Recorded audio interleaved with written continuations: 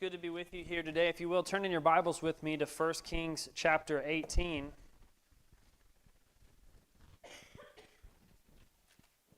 1 Kings chapter 18, verses 20 through 40 is where we're going to be today as we conclude our series in the book of 1 Kings, talking about leadership lessons that we see in 1 Kings from the leaders of Israel. Some of these lessons have been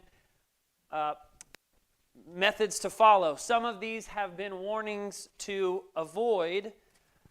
Here today, we have an example of kind of how things play out at the end. And that is always in leadership at whatever level, that is always the difficulty, is you try to make the best decisions you can to lead you to the end result you're hoping to achieve. But the hard part is knowing how every small decision along the way is going to change or alter or affect the end result. In 1 Kings, we see, we arrive on a context that has been largely determined by failed leadership that started with a small yet poor decision that Solomon made, which was to have many different wives, and not just that he would have many wives, but that those wives would be from foreign nations, and that those women from these foreign nations would turn his heart eventually to slowly allow them to have a place of worship for their false gods. And then at the end of his life, Solomon, it says in 1 Kings 11, turned his own heart and began to follow other gods as well. Now, most of Solomon's life, he followed the Lord, and he was wise, and he led Israel to maybe the greatest heights that they had ever been to. The temple was built, there was peace in the area, he didn't fight a lot of wars, but at the end of his life, he allowed a small mistake to fester and grow and to slowly lead him astray. But a lot of times, when we make mistakes, we pay some of the cost, but a lot of times, a great majority of the negative consequences of mistakes that we make, or poor choices or sins that we partake in, the consequences are borne oftentimes by other people, many of them far down the line in the future who we may not know. In large regard, when I remember when I was in school, we would have to read old books by people that I've never really heard of, and I was always wondering, why do we have to read these things? We would have to read old philosophers or really old theologians or something of that nature. And I thought, it's a modern time, let's read modern writers. And what I realized is that the modern times in which I live have been crafted and built and are founded on, some ways good, some ways bad, are founded on ideas that came from people a long, long, long time ago. They've been adopted. And some of them are good and some of them are bad. And this is what happens to Israel. When we get to Israel in 1 Kings 18, Elijah is a prophet. You've probably heard of him. And this is the most famous story about Elijah. He is not just a prophet. He is the only prophet. There are no more. It's just him. In a country which used to be solely, completely dedicated to the God of Israel, now the one prophet, spiritual leader, who actually serves Israel's God is in the vast minority. And he is vastly outnumbered by prophets and supposed spiritual leaders from a myriad of other false gods from other nations. Israel is God's nation, and yet his leaders have been relegated to a very small minority. You can't get any smaller than one if you're going to have any presence at all, and that's Elijah. This battle on Mount Carmel, which we're going to read about, he's in this situation because of downstream effects of what Solomon did and what it eventually led the kings which followed after him to do as well. Israel used to be all God all the time, even though they were sometimes disobedient, but they weren't supposed to have any idols or worship any other gods. And now, when we arrive at Israel in this story, it is almost completely opposite. There are far more foreign gods and prophets of those gods than there are prophets of Jehovah. Elijah is going to fight this battle in a way that is the battle itself, but also it is symbolic and representative of a larger spiritual battle which is at play in the hearts of the people of God in Israel. In 1 Kings chapter 18, verse 20, it tells us this story. Verse 20. So Ahab is the current king. At this point, the worst king Israel has ever had, most wicked, and that's hard to do, but he's the worst. Ahab sent all the people of Israel and gathered the prophets together at Mount Carmel. And Elijah came near to all the people and said, "How long will you go limping between two different options? If the Lord is God, follow him. But if Baal, then follow him." And the people did not answer him a word. Then Elijah said to the people, even I only am left, a prophet of the Lord, but Baal's prophets are 450 men. Let 2 bulls be given to us, and let them choose 1 bull for themselves, and cut it in pieces, and lay it on the wood, but put no fire to it. And I will prepare the other bull, and lay it on the wood, and put no fire to it. And you call upon the name of your God, and I will call upon the name of the Lord, and the God who answers by fire, he is God. And all the people answered, "It is well spoken." Then Elijah said to the prophets of Baal, "Choose for yourselves 1 bull and prepare it first, for you are many, and call upon the name of your God, but put no fire to it." And they took the bull that was given them, and they prepared it, and called upon the name of Baal from morning until noon, saying, "O Baal, answer us." But there was no voice, and no one answered. And they limped around the altar that they had made. And at noon, Elijah mocked them, saying, "Cry aloud, for he is a god. Either he is musing, or he is relieving himself, or he is on a journey, or perhaps he is asleep and must be awakened." And they cried aloud and cut themselves after their custom with swords and lances until the blood gushed out upon them. And as midday passed, they raved on until the time of the offering of the oblation, but there was no voice. No one answered. No one paid attention. Then Elijah said to all the people, "Come near to me." And all the people came near to him. And he repaired the altar of the Lord that had been thrown down. Elijah took 12 stones according to the number of the tribes of the sons of Jacob, to whom the word of the Lord came, saying, "Israel shall be your name," and with the stones he built an altar in the name of the Lord. And he made a trench about the altar as great as would contain 2 seahs of seed. And he put the wood in order, and he cut the bull in pieces and laid it on the wood. And he said, "Fill 4 jars with water and pour it on the burnt offering and on the wood." And he said, "Do it a second time." And they did it a second time. And he said, "Do it a third time." And they did it a third time. And the water ran around the altar and filled the trench also with water.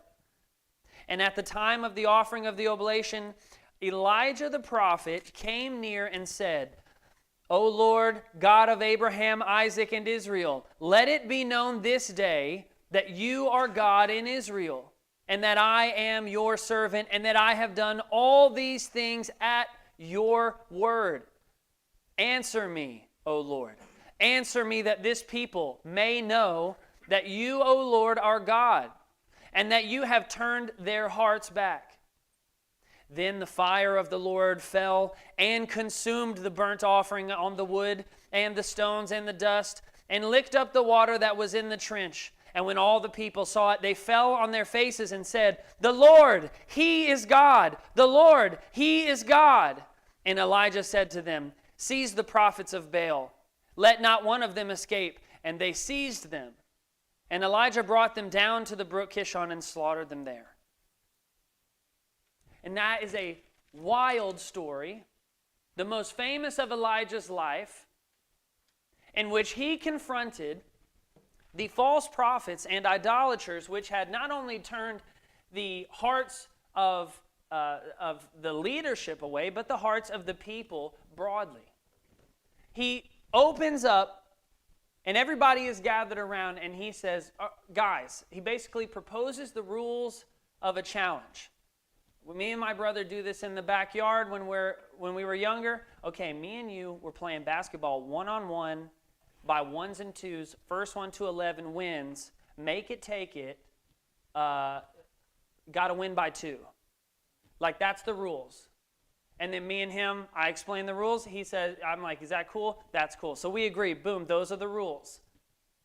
Well, this is what Elijah does. He said, okay, me, just one guy. It's 1 on 450. Odds are in your favor. What we're going to do is you make an altar, I make an altar. You have a bull, I have a bull. You call on your God, I call on my God. Whenever God burns up the offering, that God wins. And all the people are like, we like this deal. This is a good deal for us. This is a good challenge. We like the rules of this. And Elijah knows how this is going to work. And so they do exactly that. He even lets them go first. And if you're in a competition, you want to outnumber the other people, and you want to get to go first. That's a big perk. He lets them go first. They like that a lot. They go first. And they dance, they build their altar, they put the bull on it, and they dance around. And they do that for hours. They start in the morning, and nothing happens. And they continue on for more hours, and nothing happens. And then around noonday, Elijah participates in you have to have a lot of theological education to know this word. It's called trash talk. And he's taunting them. Trash talk, if it's a spiritual gift, I want it. Because Elijah's got it, whatever it is. Okay? Now, I'm not saying that, WWJD, he would have taunted him like that. But whatever Elijah did, that kind of feels, when you're watching the story, that feels good, Where's your God? Maybe he's using the bathroom. Maybe you're not loud enough. And then they try even harder, and they cut themselves. Now, you might not understand why this is the case. When, in the ancient world, when pagans tried to communicate with their God and to elicit a response from him, they would make a sacrifice. Some kind of blood had to be spilled. That's why they have the bull. But if the bull's not working, human beings are of a higher class to be sacrificed to God. This is why pagans would offer humans as sacrifices, often children. Because the greater the sacrifice, the more likely God was to do what you asked him to do. And bulls are the highest of the animals you could offer, but human beings are even higher than bulls. So if God isn't answering your bull, maybe we start shedding some of our own blood and he'll start listening. So they cut themselves. Nothing happens. Obviously, we know this. Nothing happens, and then their time is up, and it's kind of embarrassing. I saw one little phrase in there that said they danced around the altar that they had made, which is interesting because they made this altar to worship a God that they also made up as well. Nothing happens. So then it's Elijah's turn. Elijah gets the opportunity to have his shot, but he makes it even harder for himself. He has given them rules that they accepted. He let them go first. He let them outnumber him.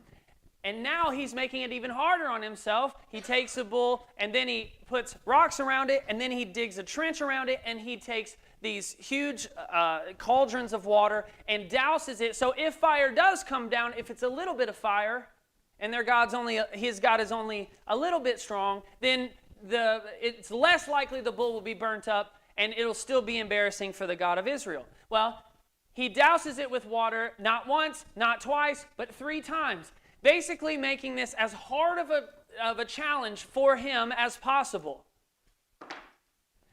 And then he prays to God, something that should be indicative of us when we want to think, what is it that God wants from us and his people? What is his goal that he is trying to achieve with his actions and his presence in the world and in our lives?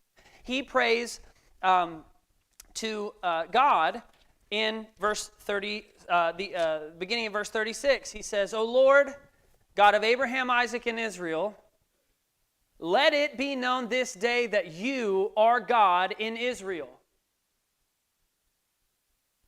Let it be known that you are God in Israel. What among the laws of Israel? There are 10 of them which are the most supreme, and every other law kind of stems from them.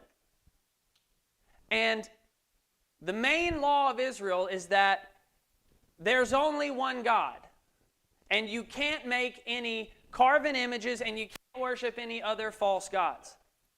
Israel has strayed so far from that, I don't even know that they remember that that was a rule in the first place. So when Elijah wants to ask God to prove himself in this occasion, he doesn't call upon any other factor than God's glory and his honor among his people. So he says, let it be known this day that you are God in Israel. From the outside looking in, people could make a very good case that Israel was a nation that worshipped Baal or Ashtoreth. It would have been in fact, it would have been extremely difficult to make the case that Jehovah was actually the God of Israel, because his presence and his worshipers are few and far between. Elijah appeals to God's desire to be glorified and to be worshipped, especially among his people, when he asks him to bring down fire. Let it be known this day that you are God in Israel, and that I am your servant, and that I have done all these things at your word. And he appeals to it again. Verse 37, answer me, O Lord, answer me, that this people may know that you, O Lord, are God, and that you have turned their hearts back. He is not appealing to anything other than God's power and his glory and his honor. He is not saying, you owe me because I put up with a lot of things to get to this point. He's not saying it'd be fun to win this battle. What he is saying is, this is your people.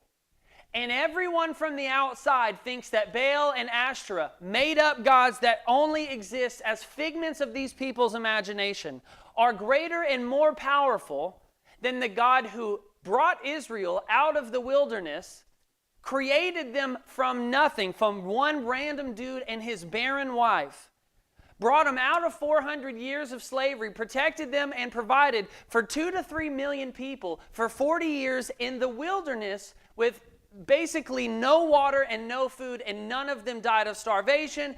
And he brought them, and he consolidated them as his people, and he made his presence known among them, and he gave them his law, and he gave them kings and prophets and riches and wealth. And all of this was, in many people's eyes, apparently for nothing, because now that God can't even claim his own people and his own nation. God, Elijah says, God, restore that in people. Restore your honor and your glory. That's what he appeals to. And we know what happens. Obviously, the fire comes down, and everybody is absolutely astonished. The whole nation is watching. Everyone is astonished. And then he said, they all chant in unison, "The Lord is God, the Lord is God." And then they take all the prophets and they kill them. They only mention it briefly, no specifics given. And that's the story. God has overpowered the idolatry and the false belief that has cropped up even among his people. You know, at this point Israel's state, as far from God as they had become. You and I have moments like these in our lives where it started with something small and then it grew and the slope became more and more slippery, and then eventually we have a moment where it kind of hits us right in the face and we take a look around at the situation that we are in and we thought, I don't know how I got here, and I never would have imagined I could do these kinds of things or be this kind of person or say these kinds of things or live or have these kinds of dark shadows in my heart and in my life, and yet here I am. And Israel was at that kind of a point.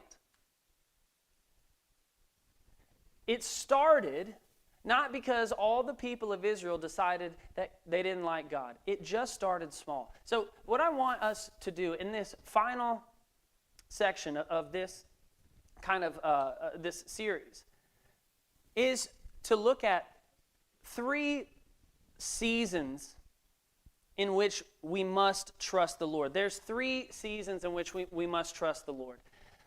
And the first one I want us to see is we must trust the Lord in the minority, when we are in the minority. Do you feel like nowadays being a Christian is becoming less and less popular of a position to have in your life? It used to be the case, and probably in the Southeast, we are probably least affected of, not that we are not affected, but it's probably not quite as bad as it is in San Francisco or Seattle or something of that nature. But do you feel like it used to be the case, maybe when you were younger, that being, let's say you were a mechanic, you were a business person, a car salesman or something of that nature, being a mechanic but also being a Christian was kind of advantageous to you? I mean, it was nice to know that the guy working on your car was a Bible-believing Christian. Like that was good to know. That gave you some kind of confidence that they were going to at least treat you with, you could at least trust them to be fair and honest. Do you feel like that has changed in your lifetime?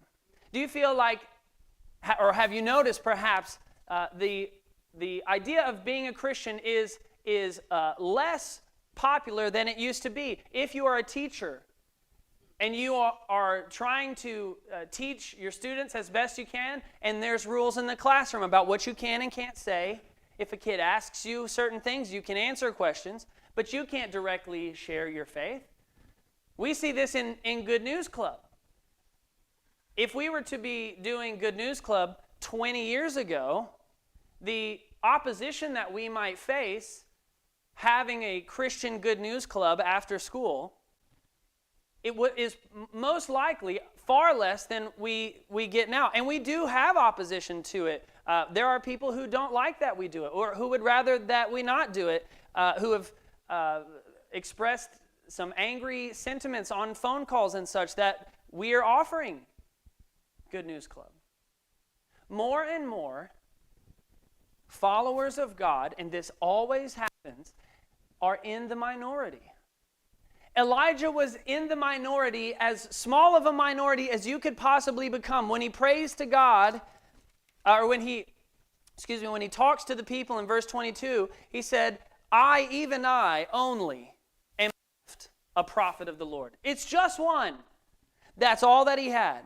And his life had been extremely difficult up until this point. He had basically been going to Ahab and saying basically that God was going to judge him if he kept doing wicked things. And Ahab, and he has a wife, Jezebel, who's even worse.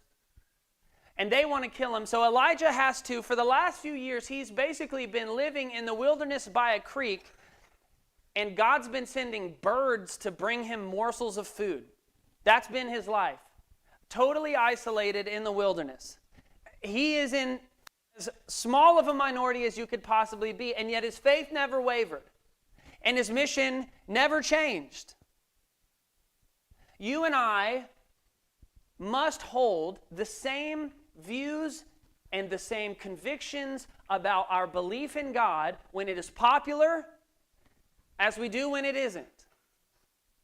And probably in our lifetimes, we have seen more of a transition from cultural popularity of the Christian faith to it being far less so. That transition probably has happened, that decline, more visibly than many other generations or periods or seasons of history. We've probably seen it a lot more, and that's somewhat of a blessing that we got to see it where it was pretty popular to be a Christian, where it was a lot of people were Christian. It was very open, 15, 20, 30 years ago. Most people in history forever, it is never popular, not with the government, not in social life, that you are publicly a believer in God. All of my brothers and sisters in Christ in Central Asia, they're not mechanics, and they would never name their mechanics like Christian brothers. I don't know if that has to do with them being Christians, but Christian anything. It has to be secret to some extent, or they could die or be thrown in jail. The fact that in the United States, even for a little while, it was somewhat popular and socially accepted for us to be Christians is a huge advantage. But we must hold the same belief about God, have a faith and a trust in God that is so sure that it is strong when it is popular opinion, and it is strong when it is minority opinion. It cannot and it must not change. To be honest, especially around COVID time, and a lot of the very politically tumultuous season that we had for a little while there for the last few years, there would be churches who would make statements or take positions on a variety of issues. And they would claim we have a very sincere, deeply held belief that this is the right position for us to take on whatever it might be. Social policy, politics, race, having female pastors, whatever the case may be. They take new positions and they claim we are deeply invested in these things. This is a deep conviction that we hold.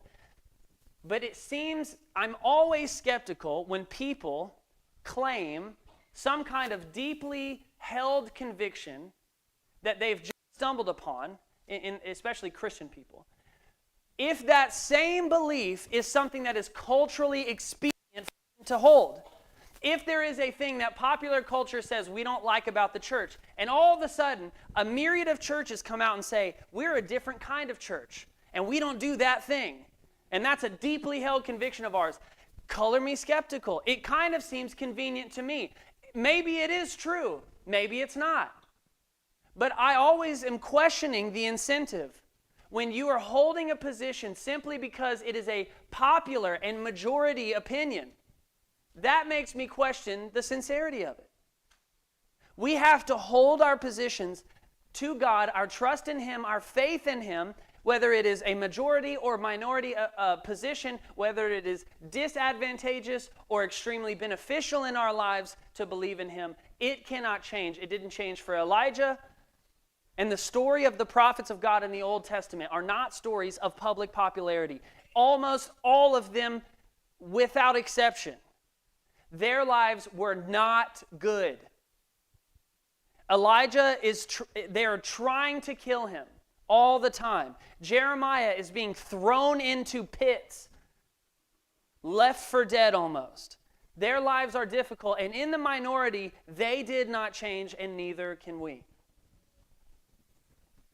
So trust God when we are in the minority. We also have to trust God in the mundane. The mundane small things. It is usually small things which we feel are the mundane things, the small steps that we must take, which yield very little results in a short period of time, but massive results across a long period of time. In faith, in our walk with Christ, in trusting God, our lives are little tiny strings of one day at a time improving in our relationship and knowledge and love of Him and His people. Just one day at a time, one little bit at a time. The mundane things are small things, but you know what they say? The devil's in the details. It's those small things, those details that can make or break us. And sometimes those small things can lead to good results, and sometimes they're bad. A well-known pastor, Rick Warren, is known for saying about pastors and churches. He kind of has a well-known saying where he says, people vastly overestimate what they can do in 5 months and vastly underestimate what they can do in 5 years. Meaning, this is a long game.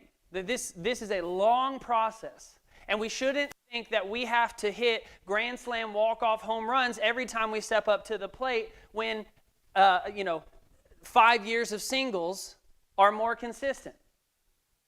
We should know that the mundane things are essential. But also it is true that if the small, mundane things that we must do on a regular, daily, weekly basis are essential and can lead to tremendous positive results and outcomes, we must know that the opposite is also true. Small, negative things, small, secret sins, small errors and mistakes that are made, small instances of disobedience, if repented, can have the same kind of an effect, but with negative consequences. There's a story by a guy named Jack Kent, called There's No Such Thing as a Dragon. You may have heard of this story. But it's a children's story. And in this book, it's a short book, there is a son and his two parents, his mother and his father.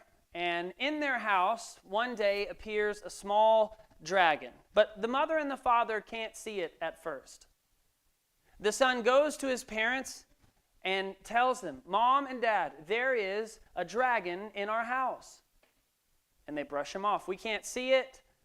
And even if we could, it's a small dragon anyway. Over time, the son continues to warn the parents, there's a dragon in our house. And they continue to brush him off. But the dragon is growing larger and larger, and eventually they can see it, but they do nothing about it. Now the dragon is so large, it's filling up big parts of the house. And in the book, he illustrates that the mother is having to clean the house. She's vacuuming, but has to vacuum around the shape of the dragon because he's filled up so much of the house. Eventually, he grows so big, the father can't even, when he gets home from work, can't even get into his own bed and sleep at night. He has to sleep outside. Eventually, the dragon grows so large that his arms kind of come out the windows of the house in this illustration, and he actually runs away with the house on his back, and now they have no house. And by the time the parents realize what's going on, the dragon is far too large for them to do anything about, even though it started small. And the moral of this story, in this kid's story, very well done, is that the small things matter. And if you do not address these small issues in your life, the sins that